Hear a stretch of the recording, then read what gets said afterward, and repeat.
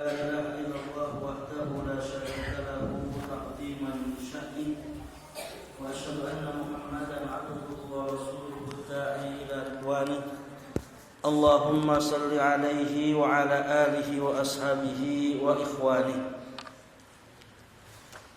Jamaah salat maghrib Masjid Al-Ma'ruf yang dimuliakan Allah Subhanahu wa taala. Alhamdulillah, senantiasa kita memuji Allah Subhanahu wa taala atas segala limpahan rahmat dan karunia-Nya. Tak lupa salawat dan salam semoga senantiasa tercurah limpahkan kepada baginda Nabiullah Muhammad sallallahu alaihi wa alihi wasallam, juga kepada keluarga beliau, para sahabat, dan kepada umatnya yang senantiasa menjalankan sunnah-sunnah beliau hingga hari akhir kelak. Bapak Ibu yang dimuliakan Allah Subhanahu wa taala, insyaallah kesempatan petang hari ini kita akan melanjutkan kembali kajian hadis-hadis Nabi yang telah disusun oleh Imam Ibnu Hajar Al-Asqalani dalam kitab Bulughul Maram, dan kita terfokus pada kumpulan hadis-hadis dalam Kitabul Jami', yaitu hadis-hadis tentang adab dan akhlak. Pada pertemuan yang lalu, sudah agak lama lumayan lama kita sudah membahas tentang adab nopo. Ayo, tasih sami kemutan mboten iki. Adab salam, alhamdulillah. Berarti masih ada yang ingat tentang adab salam. Alhamdulillah. Dan insyaallah kita akan berpindah pembahasan di kesempatan sore hari ini. Kita masuk pada adab bersin, yaitu di hadis yang ke-10. Saya bacakan dulu hadisnya. An Abi Hurairah radhiyallahu anhu, diriwayatkan dari sahabat Abu Hurairah radhiyallahu taala anhu, qala Rasulullah sallallahu alaihi wasallam, bersabda Nabi sallallahu alaihi wasallam, idza atasa ahadukum falyaqul alhamdulillah. Jika salah seorang dari kalian bersin, maka hendaknya dia mengucapkan alhamdulillah. Wal yaqul lahu akhuhu yarhamukallah. Dan hendaknya saudaranya yang mendengar dia mengucapkan alhamdulillah mengucapkan yarhamukallah, semoga Allah merahmatimu.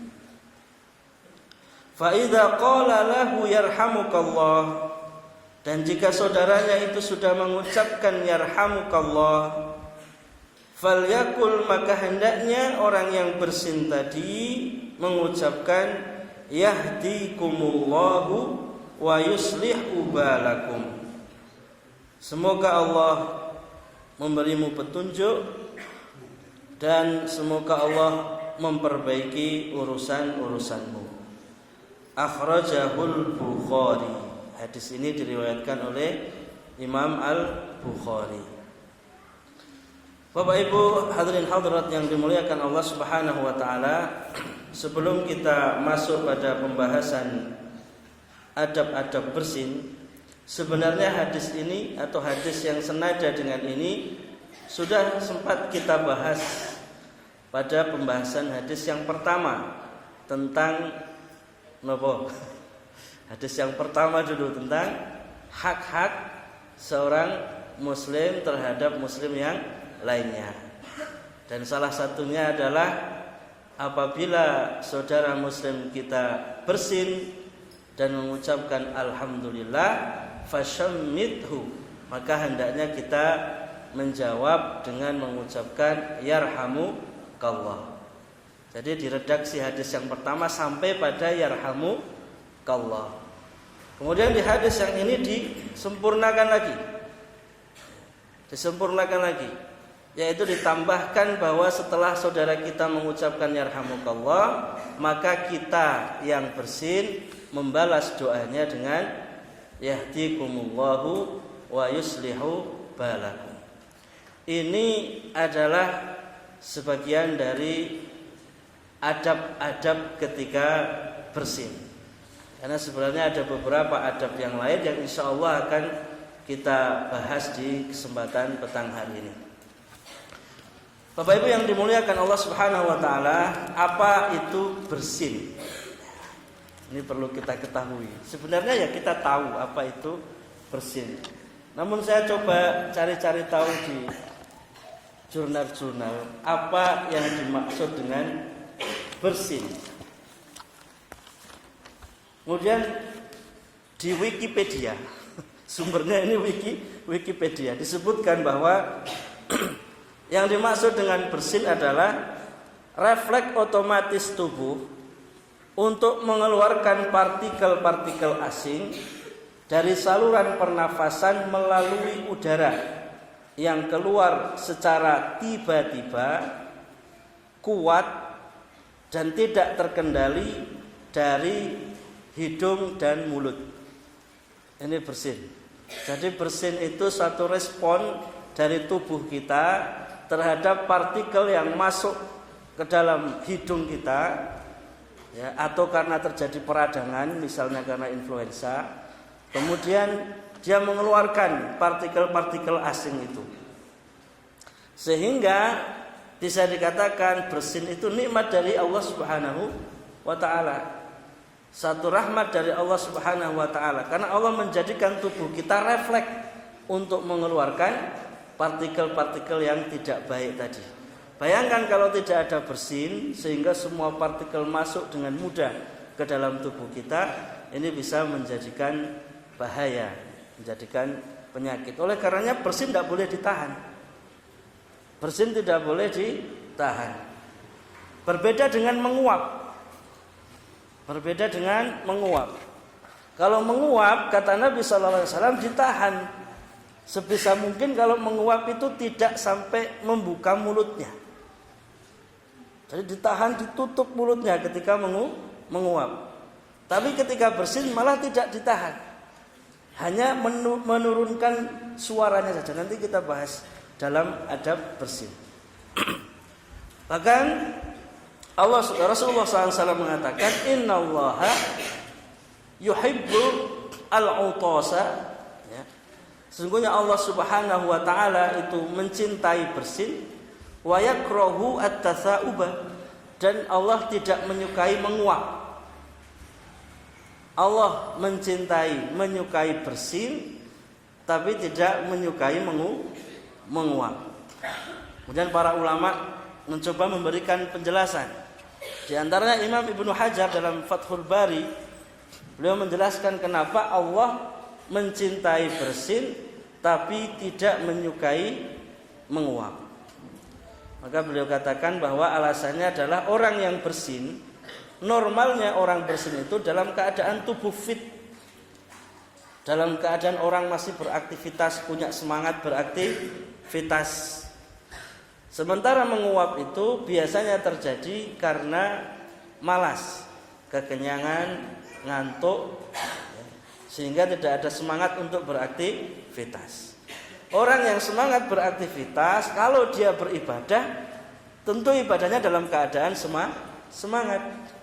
Sebaliknya kalau orang dalam keadaan lemah, lesu, malas, kemudian mudah menguap, maka dalam ibadah pun juga tidak semangat. Disinilah poin mengapa Allah menyukai bersin dan tidak menyukai atau membenci menguap.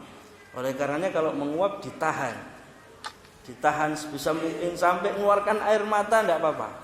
Tapi kalau bisa jangan sampai membuka mulutnya. Bahkan dalam hadis disebutkan, kalau barang siapa yang dia menguap sampai mengucapkan kalimat maka setan mentertawainya, digeguyu kali setan. Ini diantara perbedaan antara bersin dan menguap. Sementara bersin tidak boleh ditahan. Bahkan ada beberapa jurnal yang menyebutkan orang kalau menahan bersin berlebihan, sering menahan bersin, maka bisa mengakibatkan beberapa bahaya. akibat yang bahaya. Ya, di antaranya bisa menyebabkan patah tulang rawan karena menahan bersin. Kok bisa Ustaz? Iya, karena dalam artikel itu disebutkan kecepatan bersin itu 70 km per detik. 70 meter per detik. 70 meter per detik. Jadi sekitar 250 km per jam. Kecepatan ketika orang bersin. Bayangkan saja kita naik sepeda motor 80 km per jam saja, terus tiba-tiba direm mendadak gitu. Set gitu. Ya, tentu mengalami kecelakaan. Demikian juga kalau terlalu sering menahan bersin, maka bisa banyak hal-hal buruk yang diakibatkannya. Bapak Ibu yang dimuliakan Allah Subhanahu wa taala, dari sini kita tahu ya bahwasanya bersin ini merupakan nikmat dari Allah Subhanahu wa taala. Oleh karenanya di antara etikanya ketika seseorang bersin dia mengucapkan alhamdulillah. Kalau menguap apa yang dibaca? Kalau menguap apa yang dibaca? Astagfirullah atau innalillah atau subhanallah. Tidak ada redaksi yang menjelaskan. Jadi kalau menguap ya menguap saja. Berarti tidak ada hadis yang menjelaskan apa yang dibaca setelah menguap. Yang ada etika ketika menguap adalah menahan. Ditahan, baik itu ditahan dengan menutup mulut, kalau tidak bisa ditahan dengan tangan. Bedanya apa? Bedanya kalau bersin itu mengeluarkan partikel dari tubuh, sementara kalau menguap itu memasukkan dari luar ke dalam tubuh. Dan masuknya tidak melalui jalur yang benar. Karena normalnya orang bernafas itu dia mengeluarkan menyedot lewat hidung. Sementara menguap itu memasukkan udara melalui mulut. Dan di mulut tidak ada mekanisme filter. Berbeda dengan dari hidung. Kalau di hidung ada bulu hidung dan lain sebagainya. Ya, mekanisme yang untuk memfilter udara. Sementara dari mulut tidak ada. Ya, ini mungkin di zaman Nabi SAW tidak ada penjelasan seperti ini. Tapi Masya Allah Rasulullah sudah memberikan etika yang sangat presisi, tepat dengan medis, dengan penemuan medis. Ini bukti kebenaran syariat Nabi SAW, bahwa agama kita ini mengatur adab-adab, etika, bahkan sampai perkara yang mungkin kita anggap ringan, kita anggap remeh. Maka kalau ada orang mengatakan semua agama sama, ini kurang tepat. Tidak tepat malah. Jelas berbeda ya. Jelas berbeda. Agama Islam punya aturan yang begitu komplit, sementara tidak demikian di agama-agama yang lain. Kenapa perlu kita sampaikan? Karena propaganda ini banyak sekarang di media sosial, di televisi dan lain sebagainya. Pemikir-pemikir yang kemudian mencoba ya memberikan pemikiran-pemikirannya bahwa agama itu sama saja. Berbeda, dengan ini saja kita bisa tahu bahwa agama Islam adalah agama yang sempurna. Bapak Ibu yang dimuliakan Allah Subhanahu wa taala, sekarang kita coba masuk ke pembahasan tentang adab-adab ketika bersin. Ada banyak adab yang Rasulullah SAW ajarkan ketika seseorang bersin. Akan kita bawakan satu persatu. Kalau tidak cukup waktunya malam ini, nanti kita lanjut di pertemuan yang akan datang insyaallah. Adab yang pertama. Nopo gitu. Adab yang pertama, mengucapkan hamdalah. Boten, itu kan setelah bersin. Ini adab yang ketika bersin. Kalau mengucapkan hamdalah itu kan setelah bersin. Apa bareng dengan bersin? Tidak ya. Setelah bersin. Jangan dipaksakan bareng. Kadang ada yang mencoba bersin bareng dengan hamdalahnya, tidak. Hamdalah itu diucapkan setelah bersin. Bersin baru kemudian mengucapkan hamdalah. Apa yang perlu dilakukan? Yang pertama adalah menutup wajah atau mulut. Menutup wajah atau mulut ketika bersin. Wajah itu berarti keseluruhan, mulut berarti di area mulut saja. Dengan apa Ustaz? Dengan kain kah? Dengan tangan kah? Dengan tisu kah? Maka kita lihat bagaimana Rasulullah SAW mengajarkannya. Dalam sebuah hadis riwayat Imam Ahmad, hadis ini hasan sahih, diriwayatkan dari sahabat Abu Hurairah radhiyallahu anhu, kana Rasulullah sallallahu alaihi wasallam idza atasa wada'a thawbahu aw yadahu ala jabhatihi. Adalah Rasulullah sallallahu alaihi wasallam, diriwayatkan dari sahabat Abu Hurairah, idza atasa, kalau beliau bersin, wada'a thawbahu aw yadahu, beliau meletakkan bajunya atau tangannya ala jabhatihi. Berarti boleh pakai kain, baju, boleh juga pakai tangan. Kalau pakai tisu boleh tidak? Boleh. Sama kan? Dulu nggak ada tisu. Pakai sapu tangan boleh. Yang penting menutup area yang perlu ditutup.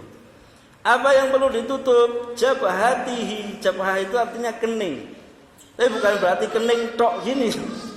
Waing terus aji gitu, bukan ya. Maksudnya kening itu satu wajah semuanya ditutup, dari kening sampai mulut semuanya ditutup. Jadi tidak hanya mulutnya saja, tapi Rasulullah bahkan menutup sampai keningnya ditutup ketika bersin. Pakai satu tangan atau dua tangan. Mulutnya saja boleh apa tidak? Yang pertama itu. Tidak seluruh wajah, hanya mulutnya saja. Rasulullah jelaskan dalam hadis lain. Wa wada'a yadahu, dalam hadis lain disebutkan, ini riwayat Imam Abu Daud. Wa wada'a yadahu aw thawbahu ala fihi. Kalau Rasulullah bersin, beliau meletakkan tangannya atau bajunya, kain, ala fihi, di atas mulutnya. Kalau tadi satu wajah ditutup semua, di hadis riwayat Abu Daud disebutkan hanya mulutnya saja. Berarti mulut saja ditutup boleh.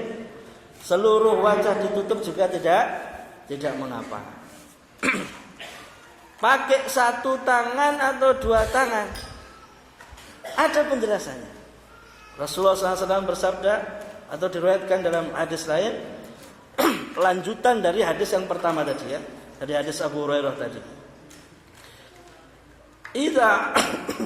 Idza atasa ahadukum, oleh karenanya jika salah seorang di antara kalian bersin, falyadha kaffaihi ala wajhihi, maka letakkanlah kedua telapak tangan ala wajhihi, di atas wajahnya.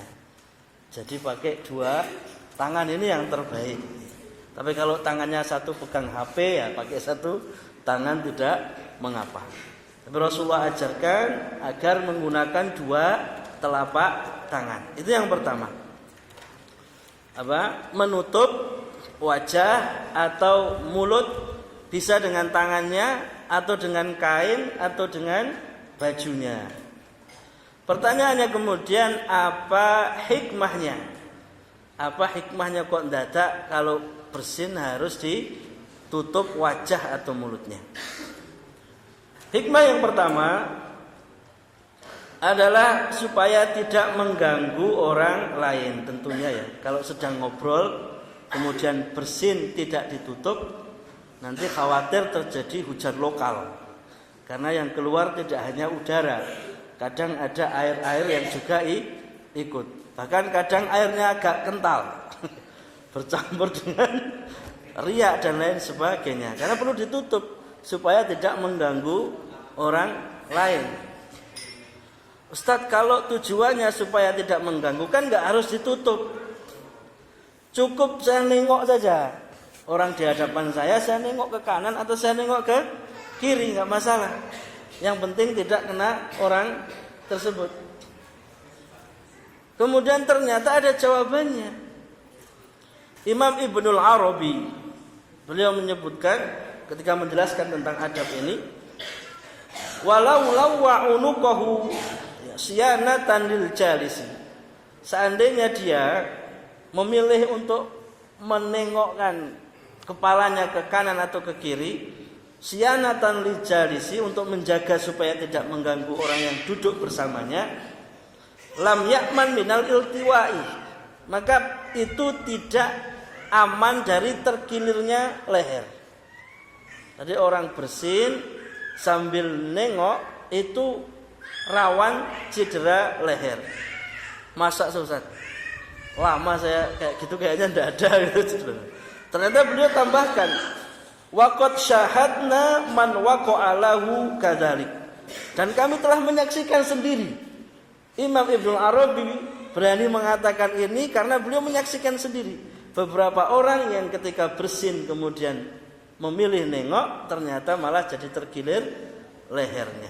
Maka cara yang Rasulullah SAW anjurkan, Rasulullah ajarkan itu yang terbaik. Tidak memaksakan nengok kanan kiri, tapi ditutup saja. Ditutup ya dengan tangan atau dengan kain. Ini yang terbaik. Kemudian hikmah yang kedua, tentu siapa tahu ada virus yang keluar dari mulut kita. Apalagi kalau bersin, alasannya atau penyebabnya bisa macam-macam. Bisa jadi karena dia sedang influenza sehingga radang hidungnya lalu bersin. Maka untuk menjaga itu supaya tidak menyebar virus-virus, ditutup mulutnya, ditutup wajahnya. Itu adab bersin yang pertama. Adab bersin yang kedua, hadirin hadirat yang dimuliakan Allah Subhanahu wa taala, adalah menurunkan volume suara bersin. Suaranya diturunkan, ditahan, tidak diumbar, ya, tidak diumbar. Kadang-kala ada orang yang tidak puas. Kalau suara bersinnya pelan itu tidak puas, maunya yang kenceng itu, memberitahu kepada orang-orang agar bersinnya terdengar gitu. Ya. Rasulullah